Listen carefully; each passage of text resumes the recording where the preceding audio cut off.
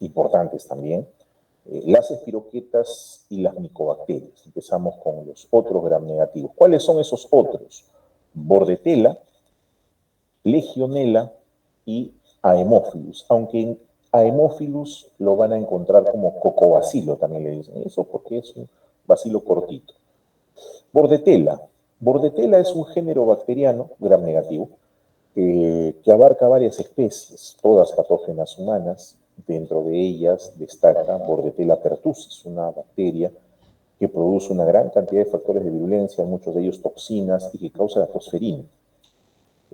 Esta Bordetella pertussis la estudiamos por su apariencia, tiene bacilos gram negativos característicos, y la estudiamos porque producen toxinas que van a dañar el epitelio respiratorio. Esta es una bacteria que causa la tosferina, ¿no? El coqueluche, que le dicen.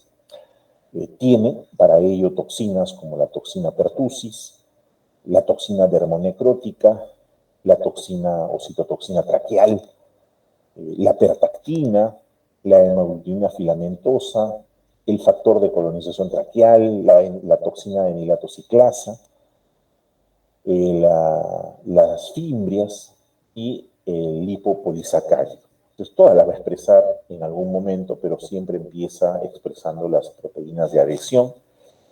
Esta es una bacteria muy activa desde el punto de vista metabólico, por lo tanto va a tener bastantes sideróforos para poder capturar hierro.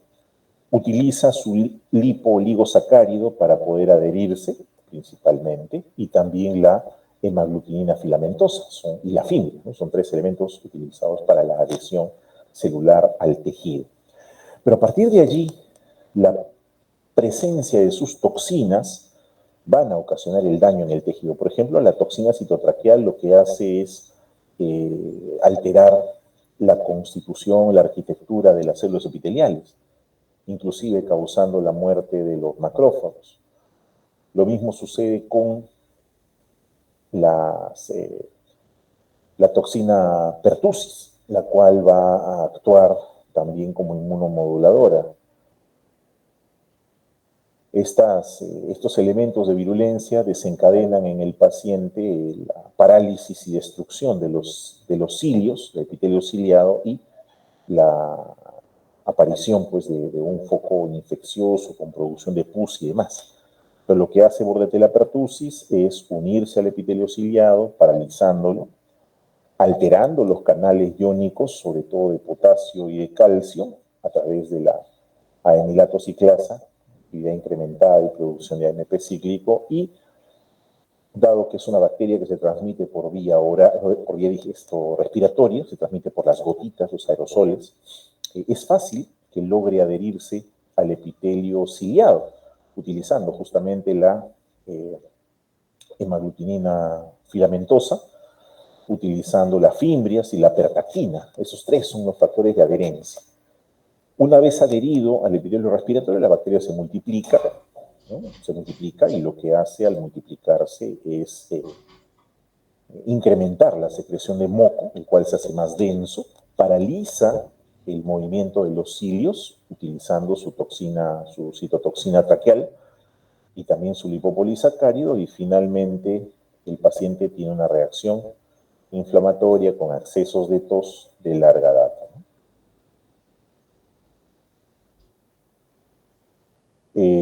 Aquí está nuevamente explicado sus mecanismos de patogenicidad, donde inhalamos gotas de aerosoles que contienen a Bordetella pertussis. Estas, por su tamaño, toman contacto con el epitelio ciliado, producen sus toxinas, paralizan los cilios, promueven la liberación de neutrófilos, y aquí van a intervenir no solamente los neutrófilos, sino también los macrófagos residentes, las dendríticas y los linfocitos reguladores.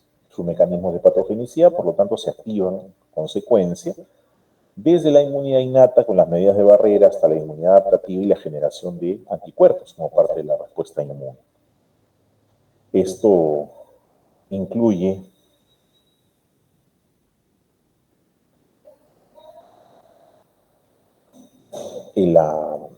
una de sus toxinas, que es la toxina pertussis, tiene la capacidad de poder bloquear la producción de AMP cíclico.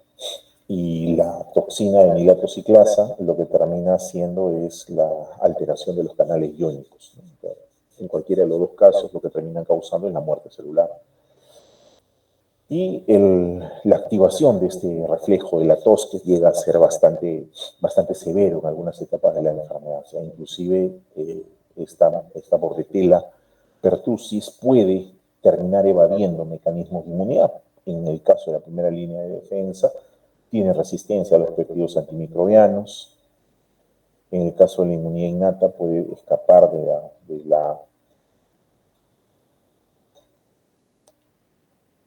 del complemento, puede inclusive bloquear la acción de los macrófagos alveolares, y evitar, obviamente, la fagocitosis. Lo mismo va a suceder con las respuestas adaptativas. Puede inhibir la migración de la célula dendrítica al ganglio linfático, impidiendo su maduración. Puede activar de manera impropia el linfocito T, bloqueando muchas veces las respuestas T-Helper1, que fue el TR17, y la propia respuesta por anticuerpos. La toxina pertussis es muy activa en ese sentido. No solamente puede dañar al epitelio, ocasionando que las uniones estrechas se separen, haciendo el epitelio más vulnerable, sino que también inhibe la fagocitosis, inhibe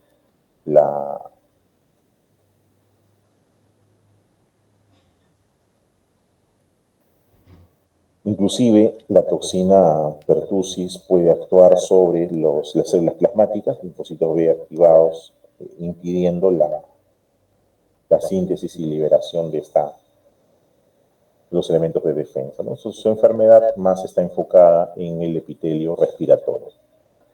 Legionela es otro bacilo gram negativo, cuya especie más conocida es Legionela pneumófila, causa neumonías. Es una bacteria que causa neumonías atípicas, descubierta durante una reunión en el edificio de la Legión de América.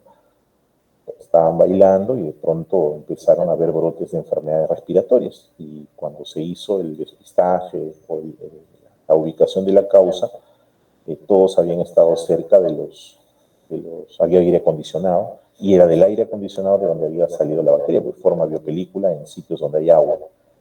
Entonces, esta legionela es a tener en cuenta, ¿no?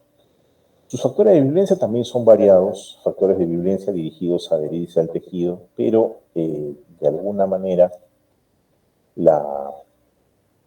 esta legionela puede inhibir muchas veces la apoptosis, o puede también promover la activación de los sistemas de secreción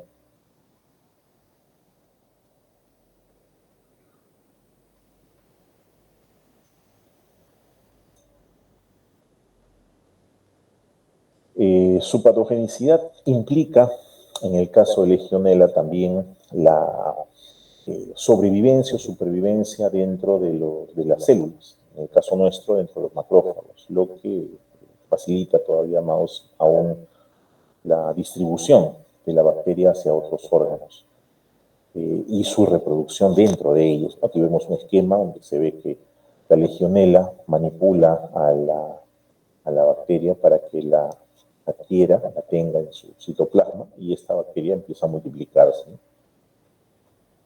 Esa interacción con el sistema inmunitario, sobre todo en la inmunidad innata, se ve expresada a través de la interacción de la flagelina, las proteínas de flagelo, de flagelar, con el receptor TLR5, el receptor de tipo TLR5, y la lipoproteína con el TLR2. Independientemente del resultado, lo que va a ocasionar este tipo de interacción es la generación de citoquinas proinflamatorias. Por ejemplo, en el caso de proteínas efectoras, la generación de moléculas de respuesta donde se produzcan además mediadores inflamatorios, que es clásico y típico de la respuesta a la agresión, y la activación de un fenómeno llamado piroptosis.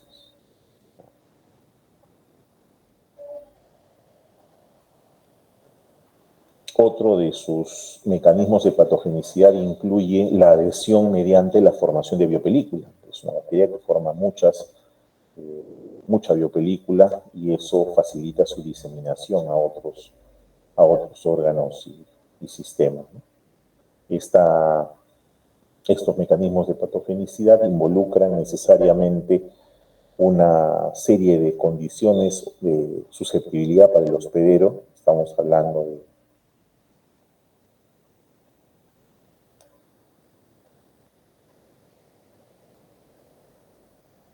esta enfermedad por legionela empeora en presencia de algunos factores de comorbilidad, como por ejemplo la inmunodepresión, el trasplante, el uso de corticoides, la edad avanzada, el POC.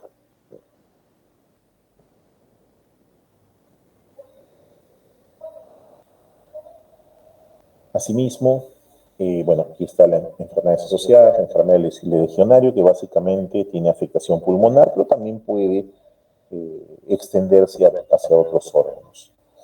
El género Haemophilus. El género Haemophilus es un género bastante particular porque tiene muchas especies que inclusive forman parte de la microbiota accesoria. Nos interesa para ahora el Haemophilus influenza de tipo B, Cocobacilo gram negativo, que tiene una cápsula, una envoltura bastante importante en cuanto a su composición. Tiene una cápsula formada por un azúcar que se llama ribosil ribitol fosfato.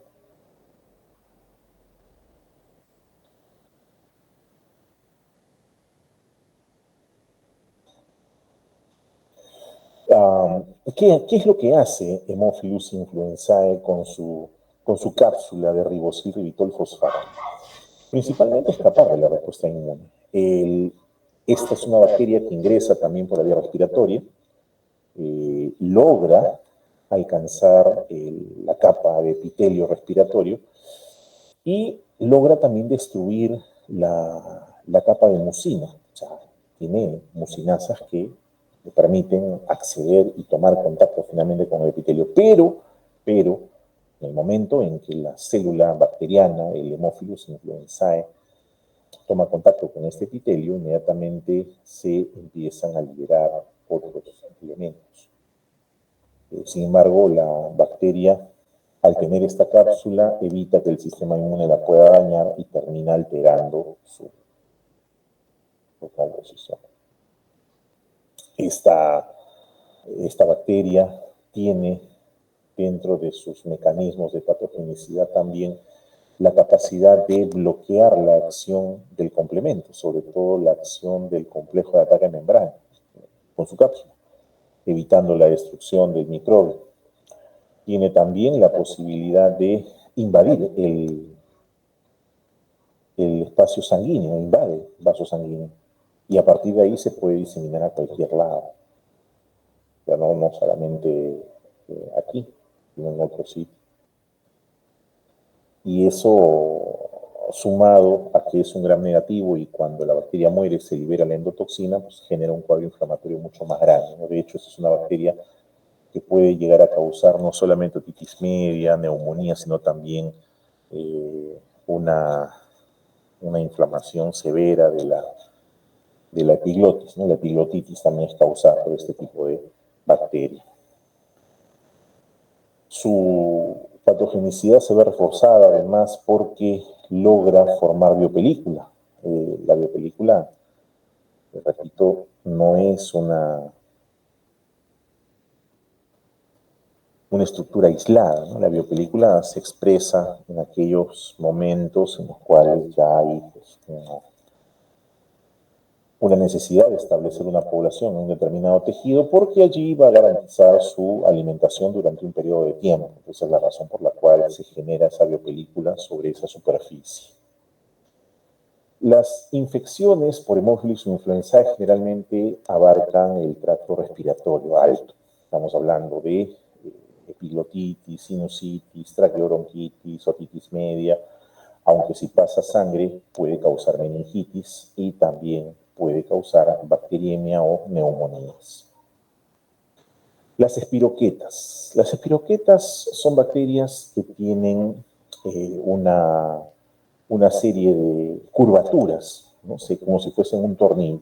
Hay tres géneros de espiroquetas: el treponema, la borrelia y la leptospira.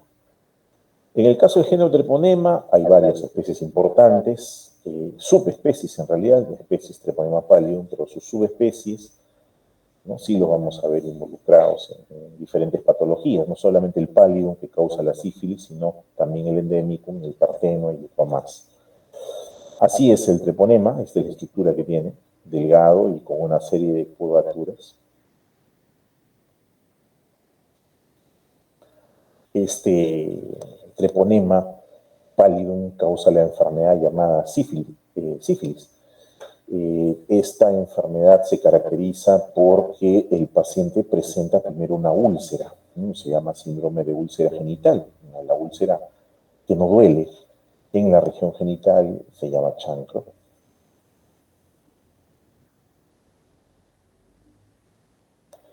¿Qué de particular tiene el treponema pallidum? Primero, su estructura. Al tener esa estructura curvada, no permite la visión con la tinción de grano. Pero sí, lo que podemos hacer es observarlo en el microscopio de campo oscuro. Me permite verlo bien detallado. Sus factores de virulencia básicamente son tres. Uno, las proteínas membrana externa, que las va a utilizar como adhesinas. Dos, la hialuronidasa, que es una enzima que va a facilitar la llegada del treponema hasta el vaso sanguíneo. Y tres, la fibronectina, que es utilizada para prevenir fagocitosis. Estos factores de virulencia se van activando conforme son necesarios, pero la enfermedad en sí, la sífilis, tiene un camino bastante largo, tiene 3 etapas, puede durar bastantes décadas inclusive. Todo comienza con la infección por el treponema pallidum en el sitio de la infección, en el sitio de ingreso, que es la mucosa genital. A partir de allí aparece más o menos a las 2 o 3 semanas una lesión ulcerada, que no duele, no arde, en el sitio de la infección. Es la lesión, se llama chancro, no es doloroso y suele curar espontáneamente, inclusive sin tratamiento, más o menos a las 3 semanas. Pero de allí se pasa a la sífilis secundaria, donde el microbio, la bacteria, va diseminándose por todo el cuerpo, generando un rash generalizado, unas erupciones, ¿no?, rosadas, características, y también linfadenopatías. Y de allí la enfermedad entra en silencio, la sífilis latente. Ya al llegar al 50%, pues 50, ya el paciente ingresa al estadio de sífilis latente, ¿no? Y generalmente después de 20, 30 años ya hace la sífilis terciaria, con la aparición de lesiones sifilíticas cardiovasculares, complicaciones neurológicas, ¿no? Ahora, la infección sigue este camino natural, pero en algunos pacientes puede ocurrir la neurosífilis, o sea, tiene el cuadro neurológico, la neurosífilis. También puede afectar el oído medio, y también puede afectar el globo ocular, produciendo la sífilis ocular. Aquí ustedes están observando las lesiones. Esta es una lesión primaria de sífilis, una lesión ulcerada, chancro. La lesión secundaria, que es la aparición del rash, que no respeta plantas ni palmas de pies, es más, ahí aparece. Y la sífilis latente, ¿no?, donde no hay síntomas, puede durar, como ven aquí, hasta 30 años. Y ya la sífilis terciaria, donde sí hay una destrucción importante. Las enfermedades asociadas generalmente obedecen a la especie o subespecie involucrada. El treponema pallidum es el agente causal de la sífilis. El pallidum pertenue, la pora. El pallidum pertenue, la frambesía, o PIAN, se le llama así, es un grupo de lesiones que se producen por contacto de piel a piel, o sea, piel infectada. Suele atacar las extremidades inferiores, afecta más a los niños. El Treponema pallidum endemicum, que también afecta a los niños. El vejel, es una lesión bastante destructiva, destruye la nariz, el paladar. Y la pinta, que es una lesión, digamos que benigna, que aparece en las extremidades, sobre todo las inferiores. La lesión característica es una pérdida de la coloración, una hipoacromía, ¿no?, causada por el Treponema carateum. La leptospira. La leptospira es otra espiroqueta, especie patógena humana, la interrogans. También la biflexa, pero la interrogans es la más versátil aquí. Tiene una gran cantidad de curvatura. Esta leptospira se adquiere a partir del contacto con roedores, una bacteria que es causada por una zoonosis, bacterias que invaden animales, pero que a partir de ellos nosotros tomamos contacto, ¿no?, a través de la orina o las heces de los animales.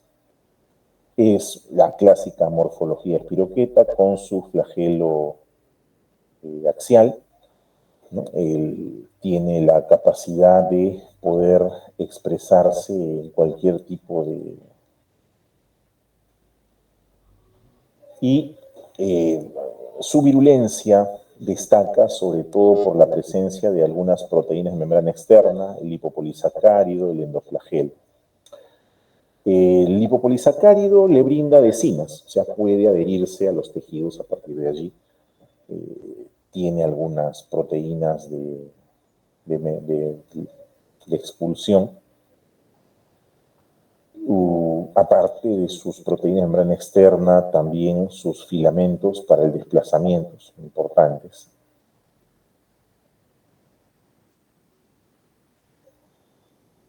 Esta bacteria ingresa por una herida, no ingresa por la piel intacta, hay que tener cuidado. Las heridas se pueden producir por abrasiones, arañazos, quemaduras, cortes, y por esa herida infectada, en contacto con una secreción procedente de los animales, generalmente es orina, la bacteria ingresa.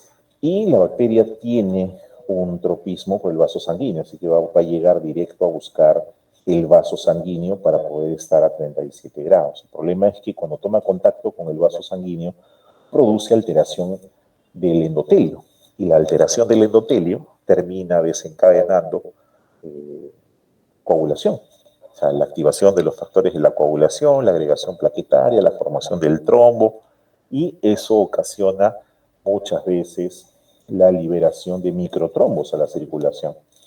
Y esos microtrombos terminan alterando el riñón, ¿no?, que es donde también se dirige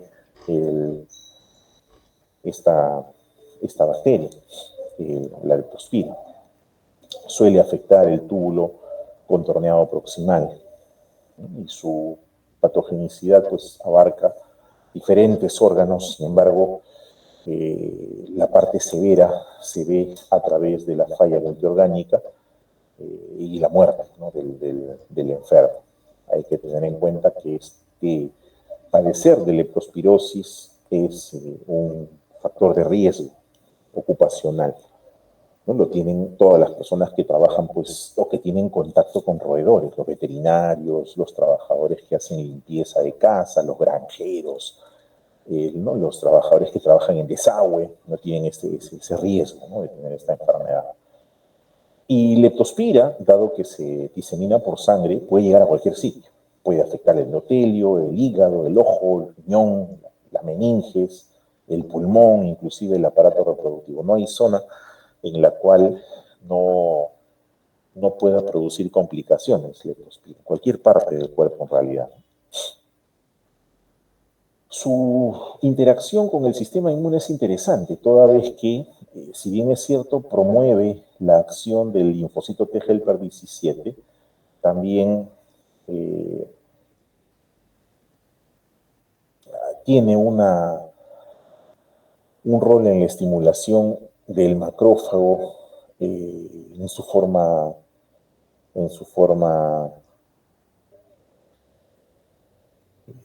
proinflamatorias. Recuerden que el macrófago se activaba de forma pro y antiinflamatoria. Entonces, esta leptospira es reconocida por el macrófago y su TLR de tipo 2, haciendo que se active muchas veces el inflamasoma. El inflamasoma también puede desencadenar, ¿no? Recuerden que el inflamasoma era una secuencia de proteínas que se ensamblaban en presencia de una amenaza o de una molécula de daño, se polimerizaban y daban origen a dos citoquinas, les dije, la interleuquina 1 beta y la interleuquina 18. Esta leptospira pasa por el pulmón también, por el hígado y por el riñón. Entonces produce complicaciones a nivel de los tres órganos. Una de ellas es el síndrome hemorrágico, en el cual el microbio termina produciendo ya complicaciones más grandes, o más graves, con alteración del endotelio, con concurso por reclutamiento de neutrófilos y la activación de la netosis, importante. Las enfermedades asociadas a la leptospira abarcan prácticamente todos los tejidos u órganos, ¿no? No hay una unión adicional.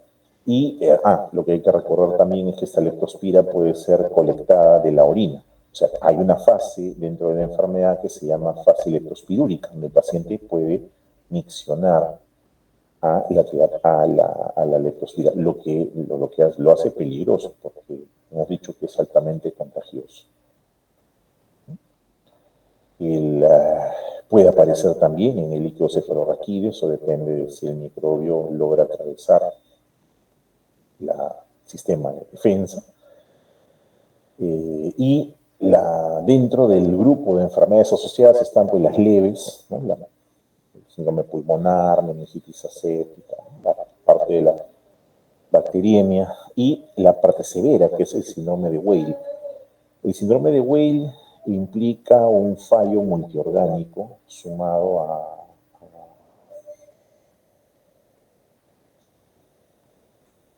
a una alteración a nivel del endotelio, lo que termina produciendo una agregación plaquetaria, disminución del número de plaquetas y aparición de los fenómenos purpúricos en estos pacientes que, si se hacen severos, pueden terminar con sangrado, ¿no? Epistaxis, ¿no? Sangrado de encías, entre otros.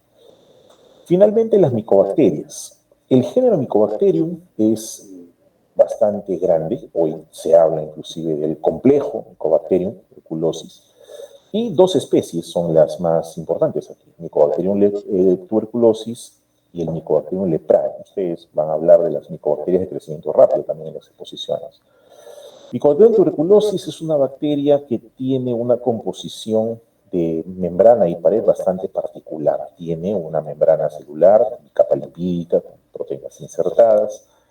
Tiene una capa de peptidoglicano, tiene pared celular, y encima de eso tiene una estructura de membrana, que no es la típica de la gram negativa, sino está formada por azúcares, como el araminogalactano, el lipoaraminomanano, y una capa superficial de ácidos grasos de cadena larga, conocidos como ácidos micólicos, rematados encima por trealosa, un azúcar. Entonces, esto Murray lo llama micomembrana. Ustedes van a revisar la literatura de Murray, lo llama micomembrana. Entonces, este es un bacilo que no es ni gram positivo ni gram negativo, de hecho no tiñe con gram, porque su cobertura de ácido micólico es demasiado densa, así que se utiliza otra tinción, que es la tinción de Ziehl-Neelsen, para ello. Su forma bacilar sí es característica, tiene dentro de sus factores de virulencia sus adhesinas, que son variadas, tiene diferentes tipos de moléculas que funcionan como adhesinas, y esas adhesinas son reconocidas por receptores de la inmunidad innata, o sea, por los PRRs. Ahí tenemos al ácido micólico, al dimicolato de trealosa, al fosfatilinositolmanosa, al lipoaraminomanano, ¿no? Y al monomicolato de glicerol también funcionan como elementos de reconocimiento. Pero aquí está un poco más complejo, ¿no? formación, lo que les decía, membrana citoplasmática, peptidolicano, arábino-galactano, micomembrana y la parte final con su cápsula.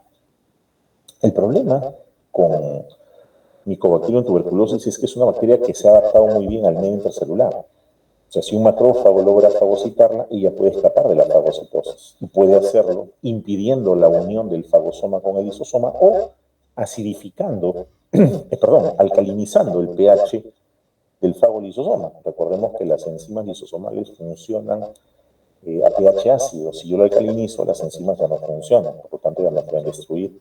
Eso es algo que Mycobacterium hace muy bien, por eso es que sobrevive durante largo tiempo dentro del macrófago.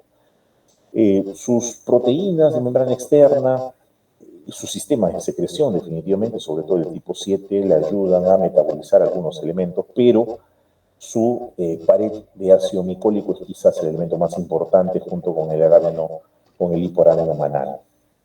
Mycobacterium tuberculosis tiene también algunos otros factores de virulencia, dentro de los que destacan pues algunas proteínas que secretan. Sin embargo, la respuesta inmune es bastante curiosa acá, porque cuando la micobacteria ingresa, tiene un diámetro, una longitud de aproximadamente 2 micras y un diámetro de 0.8 a 1 micra, la micobacteria ingresa por la vía respiratoria, alcanza el alveolo y es reconocida por el macrófago alveolar. El macrófago alveolar lo va a reconocer con sus PRRs y lo va a internalizar, lo va a intentar fagocitar, pero no lo va a lograr. Esta bacteria se resiste a la fagocitosis.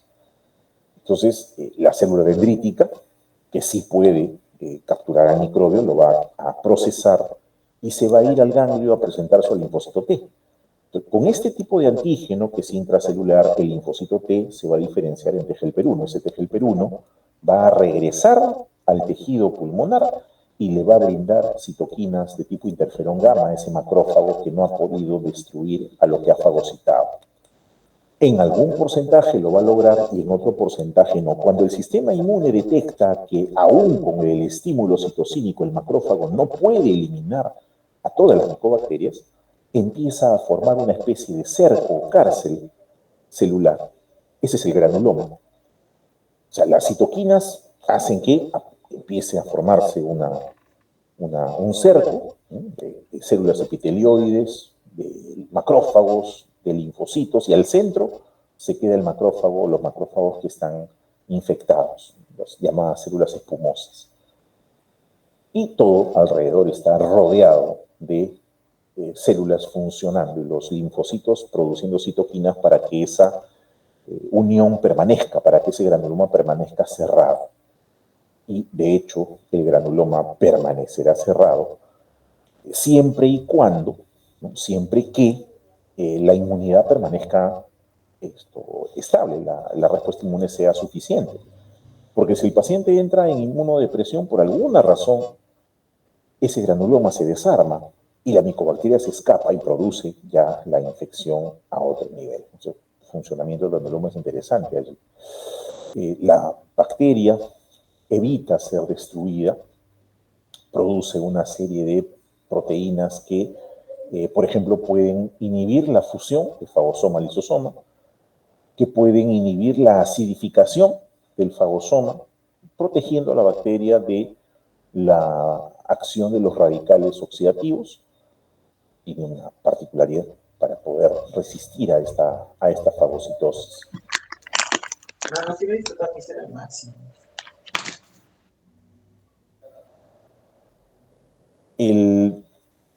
La presencia de los granulomas que se rompen en contacto con el bronquio hace que la micobacteria se libere al exterior.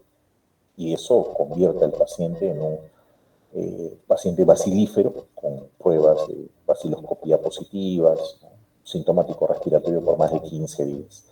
Y eso ya sucede cuando ya el granuloma se ha roto y está liberando contenido bacilar hacia el exterior.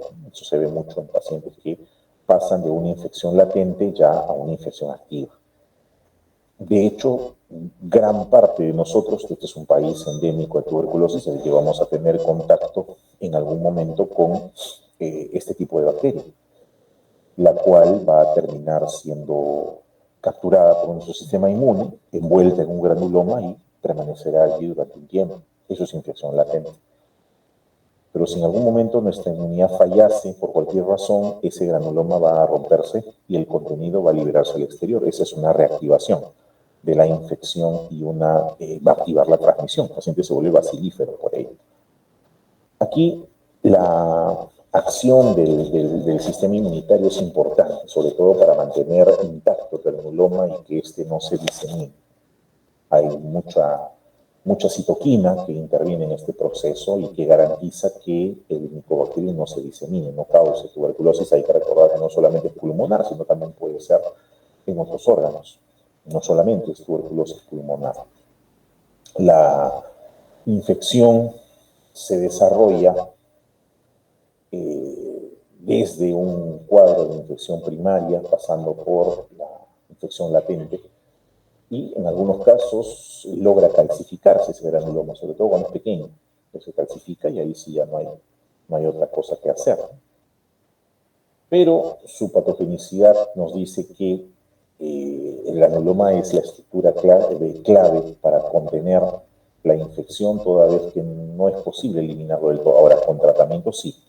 Si el paciente es sometido a tratamiento con el esquema de antimicobacteriano, sí se va a lograr disminuir en un porcentaje alto, digamos, la presencia de esta bacteria, ¿no? Curando al paciente, es una enfermedad que se puede curar. Pero todo pasa por el funcionamiento de nuestro sistema inmunitario para mantener esa respuesta activa o estable, ¿no? O sea, tuberculosis, por eso tiene varios estadios. Y hoy en día se asocia mucho a la inmunodepresión por VIH, que hace que esta enfermedad pueda reactivarse. No solo la pulmonar, sino también la tuberculosis extrapulmonar, que prácticamente abarca todo el cuerpo, desde la piel, pasando por la pleura, las articulaciones, la tuberculosis genitourinaria, la tuberculosis intestinal y la meninge. Y en el caso del leprae, ya para terminar, Mycobacterium leprae tiene las mismas características estructurales que Mycobacterium tuberculosis, solo que su patogenicidad está dirigida hacia las células de Schwann, destruyendo la mielina y causando una reducción en la conducción nerviosa. Este Mycobacterium leprae se adquiere por contacto, tiene la misma estructura que el tuberculosis, igualito, membrana celular, peptidoglicano y las capas superficiales de arabinogalactano, lipoarabinomanano, ácido micólico y su trealosa al final.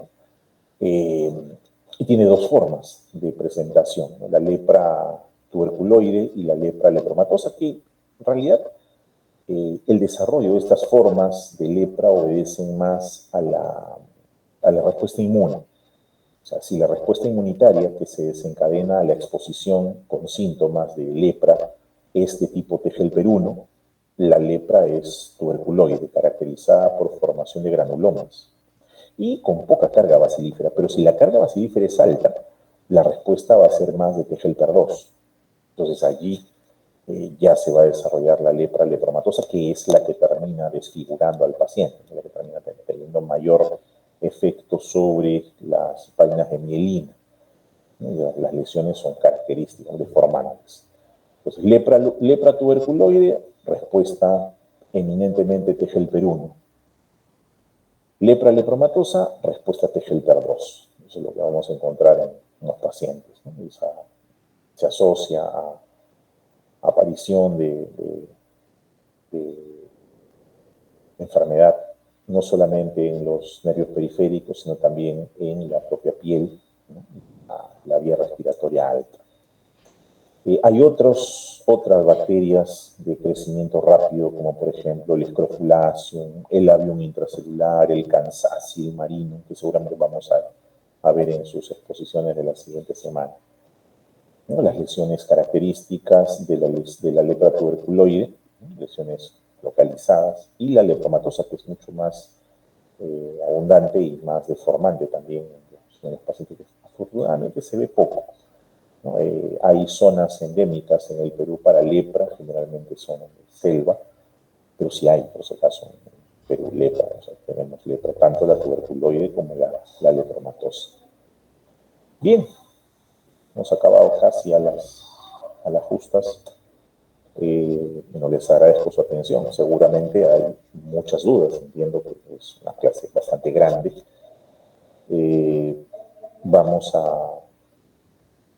en la siguiente clase, vamos a realizar las exposiciones y bueno, si hubiesen dudas allí, por favor, me las hacen saber para poderlas aclarar, teniendo en cuenta que la siguiente semana vamos a realizar las exposiciones, voy a tomar el examen de consolidado, ¿no? Examen pequeño, 10 preguntas de inmunología, y en la subsiguiente semana con ustedes vendría a ser el día, a ver, vamos a ver acá, próxima semana, el viernes 4, tenemos clase con exposición y examen, y en la siguiente, que es el 11, es el examen parcial, ya nos toca, entonces esto hay que estar preparado, ¿no? Por favor, no dejen de repasar sus notas, sus clases, para no tener dificultades a última hora.